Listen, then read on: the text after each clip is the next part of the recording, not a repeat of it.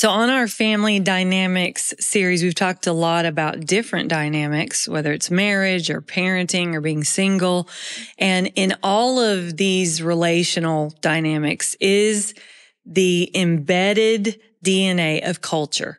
Right. What is the culture of your family? So you could ask, and you'd probably think, well, the culture of my family maybe is telling a bunch of jokes. Everybody's funny, or maybe it's making fun of people or being critical.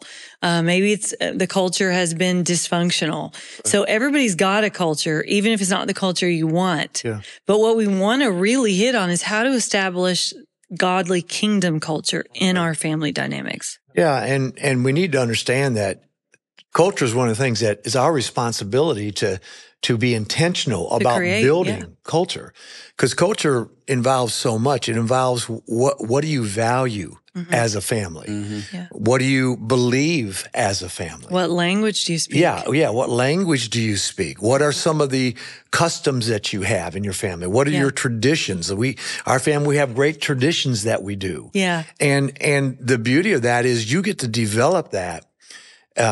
Parents leading that, but you get to develop that culture in your home, and your children are a part of that. Yeah. Because if you have disarray or challenges or, dysfunction, as you mentioned, in your family, you can't blame society for that. You can't. It's up to you, right? And you have to be highly intentional. Yes. When you're talking about those type of things, building that culture in your family. So, let me ask you, what do you really love to do as a family? Yeah. I mean, we love to have fun. I mean, for us, we love our daughter's in dance, so she's all about dance. So we'll put on music, and we all dance around and go crazy. Noel's in sports, and so we're always playing something in the house. But we love to just be together. Is big for us. Just have a little movie night and have fun. Like you said, ours is a very fun culture. We have a lot of craziness going on in our life right now, but we love to just have fun. I love that because there's so many households who've been raised in families, and I'm dating myself right now, but a lot of my friends' houses, when I would go over to play at their house, they would have a whole formal living all covered in plastic. Yeah. And no one's allowed to go in that room or touch anything. My grandparents were like that. Yeah. And it wasn't fun. I was always like, come to my house because there's not plastic on everything. Right. We have nice things, and there's rules, but it's still fun. And I love that you propagate that with your kids. Yeah. That home is not a sterile environment. Yeah. But that's something you have to create because not everybody comes from that. Right. Yeah, I mean, we along your lines, one of the things that we love to do, and we still do this day, we love playing games. Yeah, we get competitive culture. Yeah, we are. We are competitive, and we have fun, and we started doing as my kids were older, and married. And grandchildren, we would have a breakfast that we'd have every so often. They come over for a Saturday morning breakfast, and we would eat and breakfast, and then we would just play games. Yeah. In fact, that crazy video that you all saw coming out of the announcement, that was a morning that was scheduled just to have a regular game day. Yeah. But it becomes important to the children. Yeah. And then it carries on even as adults. They go, when are we having our next game day? Yeah. You establish that for relationship. Yeah. Those are the things that they remember forever. Yeah. From as far back as I can remember, in my family, it was Sunday was always after church. It's, you go to the matriarch's house, all the cousins, everyone is there. Yeah. You eat together. We don't do as much of that now because we live so far away. But we always get together as often as we can, and we try to watch movies we can't because we talk. We love just talking to each other. We tell stories about the past, the same stories every single time. Yeah. But from some funny angle, there's this guy did that or he did that. But just sharing. One of the big things for us is we wanted the cousins to know each other. because that's the way we grew up. We grew up as a close family. We all lived in the same area, so our best friends were family members.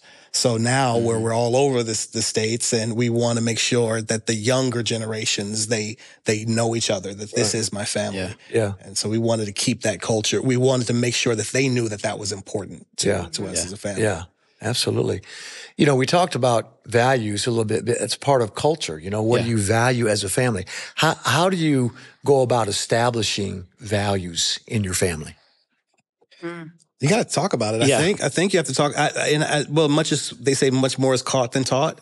I think it's something that has to be witnessed, especially, as one of the great examples, I think, is in Scripture, you always had to remind the younger generations in Israel, this is why we do the things that we do. Yeah. They'll ask the question, why do we have this custom? Or why is this an altar? Or why is there, well, let me tell you the story, so it has to be, I think, intentional, and it has to be lived out beyond simple words too. They have to be able to witness it, and to the point to where they can ask the question, because if they're not going to ask the question if they don't see it. Right. But if they see it, it's like, why do you do that? Why do you know? So it has to be visible, I think. Yeah. And I think involving your family with it, right? Involving our kids with that as we're creating our values, just letting them be a part of it. Like they might come up with a great idea and say, okay, well, why do we do that? And okay, well, that probably doesn't make sense for our family, but letting them be involved. And so they take ownership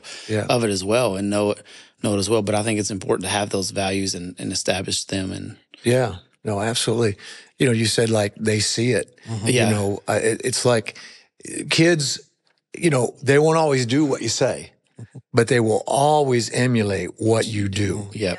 And, I can see that in my children when they were young, and I'll never forget the time Drew was in his little bubble mower out in the yard, mowing, and he starts kicking his mower. Yeah. And he's just kicking it around. And I go, what are you doing?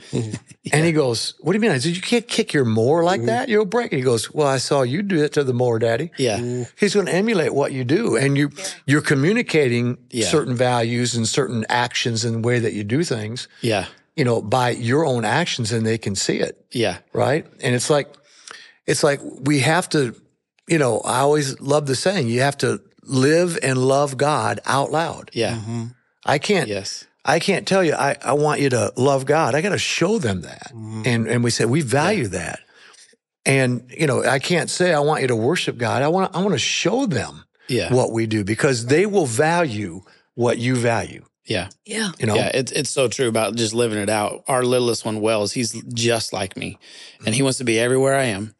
He loves to work. I'm always working on something at the house. And so even with vehicles, he's out there with me just trying to fix something or do whatever. And just the other day, I was taking apart my car, and I literally had the entire car apart, fixing my air conditioner. And I was just so frustrated because things weren't coming together. He was just out there trying to help, and I just got frustrated at him, for wanting to be a part and be around. And so I was just like, you can't touch this. Don't touch anything, just kind of getting frustrated. Well, it just hurt his feelings, and he ran off. But I mean, I know that those moments, are big for him, because he's emulating, he's trying to do what I'm doing. Yeah. Right. And so I don't want that to be like, well, he comes to these frustrated moments anytime that his future son is going to be around, but he does everything that we do. And I think it's so important. Pastor Bob, I know this is one of your mantras, is just live out loud, like love out loud, just like live your life that way. And it's so important, but not just for our family, for everyone around us. That's what we're called to do as Christians, is emulate that and model the life of Christ. And I think consistency is huge. Yes. Massive. That's one thing that my father was. He was a man of his word. If you were going to get in trouble, or you were told at 6 a.m. that you're going to get in trouble, you're going to get in trouble. Yeah. You can think he forgot about it. You could think that everything is great because you just went out for some ice cream, but 10 o'clock hits, hey, remember that conversation we had at 6 a.m? Yeah. But his thing was, if I'm not consistent, if you don't see that, like, I don't want to punish you, but I told you that I would. Yeah. And if you can't trust my word in this realm, I guess, then you can't really trust it anywhere else as well. So I think when people say, look at you, Bob, or your kids look at you, if I look at you, you can say, what's the culture of my family? I can say, well, Bob likes to have fun. Yeah. Right. Because that's your world. You're consistent in that, know. But if it's, I'm going to have fun with Bob but then you punch me in the face, Bob, because you're like, I'm not feeling like I want to have fun today. Then that's inconsistent. I'm like, okay, I don't really know who Bob is. So the culture really is like identity for the family. It is, yeah. I wonder if, we could just challenge people to have an honest conversation with their family, their family unit, about what is our culture? Is it what the scripture we hang over our door? Is that really what we're living? Or what is our culture? And then what areas of our culture need to change to become kingdom culture? Right. If there's dishonor, then we need to honor. Because there are a lot of cultures all over the world that aren't kingdom. Right. There are things that are a part of culture that is evil or godless or lustful, and we're like, well, that, because we've explained that with our kids, there's certain music, the culture that comes with that is what you're going to begin to dress that way. You're going to begin to speak that way. You're going to want to hang out with people like that. So I think that us seeing every culture has a language, it has a value system. Yeah. And what is our family culture? A friend of mine, we were talking about this just the other day. She said that her friend says their last name and says, because we are, I think like Millard or whatever, because we're Millers, we don't do that. Yeah. Right. And I love that being able to say to your children, no, we don't steal. Because we're Dockerys, we don't lie. Right. This is a part of our culture, and saying it over and over in moments of correction builds character instead of creating shame. It says you're a part of something bigger, and something is asked of you. Right. A standard is here. Yeah. And you again, you have to communicate that, and then you have to call them on that. Yeah. Because part of culture, there's biblical standards we want to follow and all of that, but it's about respect. Yeah. It's about honesty. It's about behavior. It's about different things of that nature to build that. And an example comes to my mind is I remember telling my son when he was young, I sat down with him and I said, I want you to see a couple things. I said, you see that woman over there? That's my wife. I said, we value her. I said, don't ever speak a word against my wife. I didn't call her his mother. I said, don't speak a word against my wife. Yeah. And I said, you see that little girl over there? That's my daughter. She's the apple of my eye. Don't you ever raise a hand to that girl. And to this day, they will tell you that they have never had a fight. Drew and Lexi have never fought because he took that value and said, my dad values this. She's not just my sister. Yeah. And the one and only time that he spoke against my wife, I'll never forget it. He was 16 years old and we were sitting at the dinner table and he said something really, disrespectful. And I stood up and snatched him out of his chair and I put him against the wall. And I said, I told you one time, you don't ever disrespect my wife. That is not what we do in this house. And of course he was, I'm sorry, Dad, I'm sorry. I said, you're saying you're sorry to the wrong person. But it's establishing and communicating the values that you have that are, respect and those kind of things. And then call them on it. Yeah. And then, live that. Yeah. If they see me disrespecting my wife, what I'm telling you, I don't value her. Right.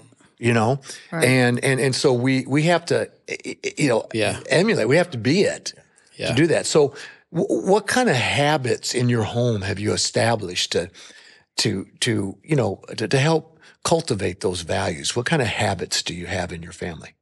Well, I think for us, like you said, it's just in all the moments of like our family table talks and stuff, we do use the Blackledges don't do this because, we love people, we love God, we bring peace, all the little things that we establish in as our values, we just bring them up in conversations all the time. They're always, here's another life lesson from mom or dad or whatever.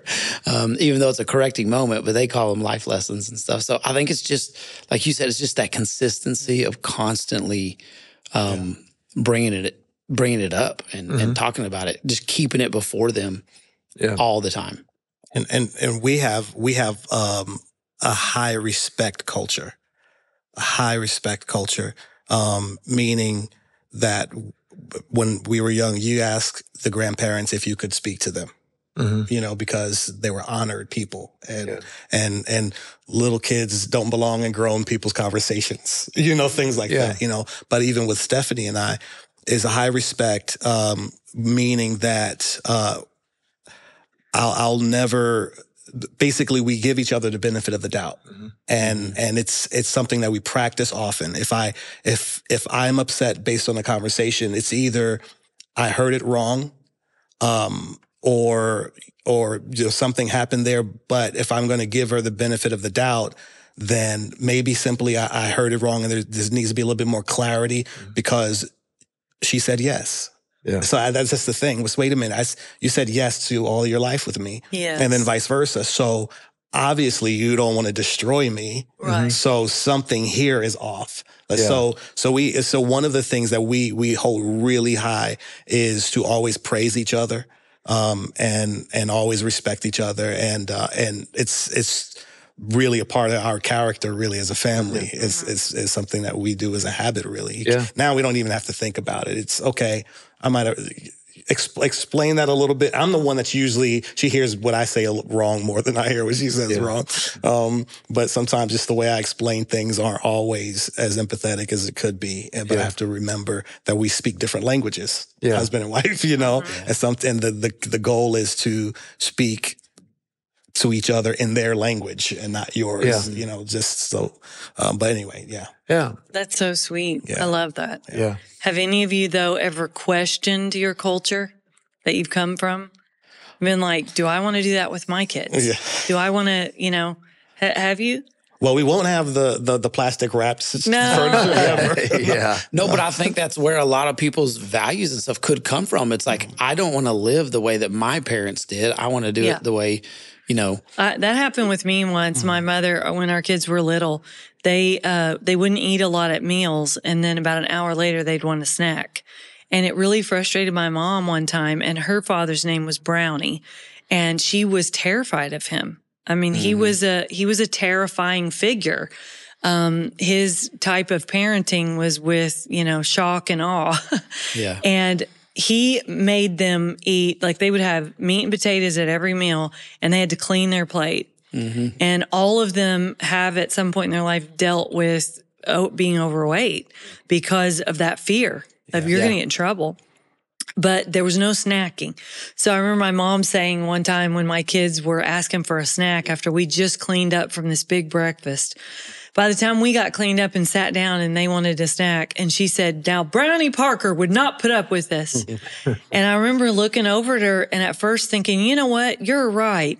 And then I said, well, I'm not sure that Brownie Parker is the one I want establishing the culture for my family. Yeah. He left his 5 children for the woman next door. Mm-hmm. And everyone was terrified of him. I don't want my kids to be afraid to ask me for string cheese or an apple. Yeah. Like, that's not our culture. And it was so cute because my mom was like, whoa, you're right. She's like, I still have that voice in my head though, you know? And so I think there are times we have to go question the culture that was passed down and go, is that really from? Is that really what I want to multiply in this next generation? Yeah, absolutely. Right. That's so true. I agree with you wholeheartedly in that. I think we learn both good and bad things by observing our family and where we came from. And we can course correct. Right. And one of the values, when I saw my dad, I had a wonderful relationship with my dad, and I really learned everything about life, and he's taught me 5 life principles that I live by, and he was a great dad. But he was not an educated man, and he worked 2 or 3 jobs, and he didn't come to my ball games a lot because he was providing for our family.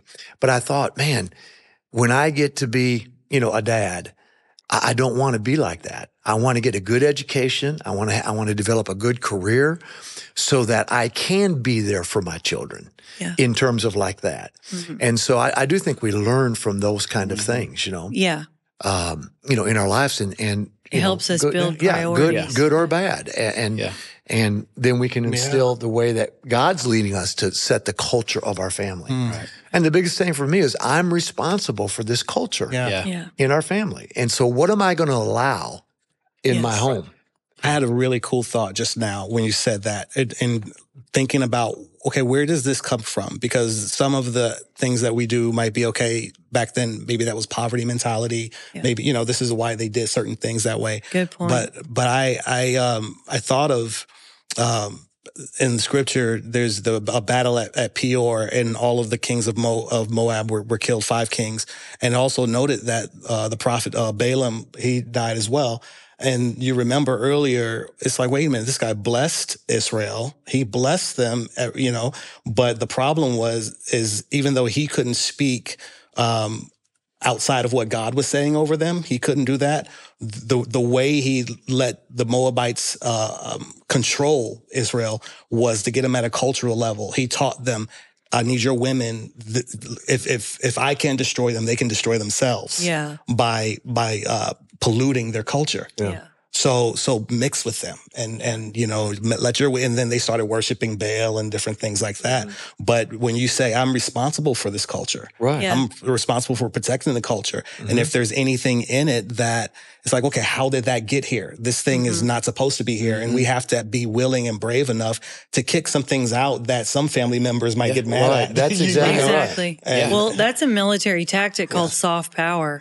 So before you go in and take over with hard power, you start with soft power, which is influence, send movies, music, things that make people. And I learned something battling cancer is the reason why your immune system doesn't take care of cancer immediately, and it can grow and then end up threatening your life, is because your immune system is built to handle external threats. But anything that is a threat that originates in the body, the immune system's blind to. Wow. So all the new inventions with cancer are causing the immune system to identify cancer as a threat. But that goes to the same point, is when things just like insidiously creep into your family culture.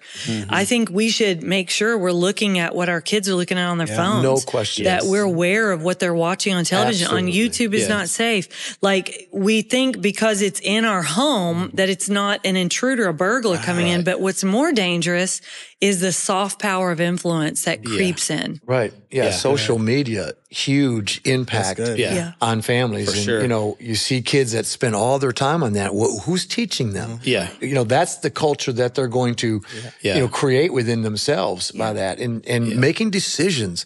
Like you said, hey, they may do it that family, we don't. Like I don't have, my children are out of the home now, but I never have had, and nor will I have? I don't have Showtime, and I don't have HBO. Why? There's too much junk on there that is a temptation. And what if I'm watching it? I'm giving my kids a permission to do that. Yeah. And that's what I mean, that we have to guard the culture of our home, the culture of our family. And really, it goes beyond just that. You have to guard your heart. Yeah. Because you can't be and create the kind of godly culture that you desire in your home if you're not guarding your own heart and saying, what am I allowing into my life that could be impacting what I'm passing on to my children? Not even just the father's sins visiting the children, but just the actions and the things that I say is okay.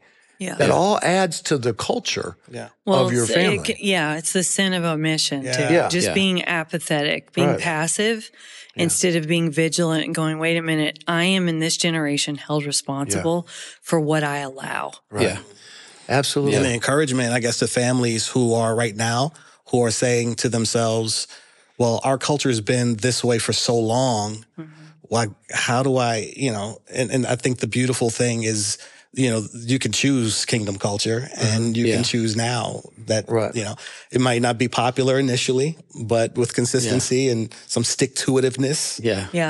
Boundaries. In the boundaries. Well, too, you're going to have people from a different generation say, well, it was fine for you. Right. Who do you think you are getting all high and mighty? Because I know there was a season when my parents really created more boundaries for our family to pull away and say, this is something going to do things differently. Yeah. And there's pushback. There always is. Yeah. But you have to keep your why high. Yeah. You know, it's not that was terrible. It's that we know better now, so we can do better.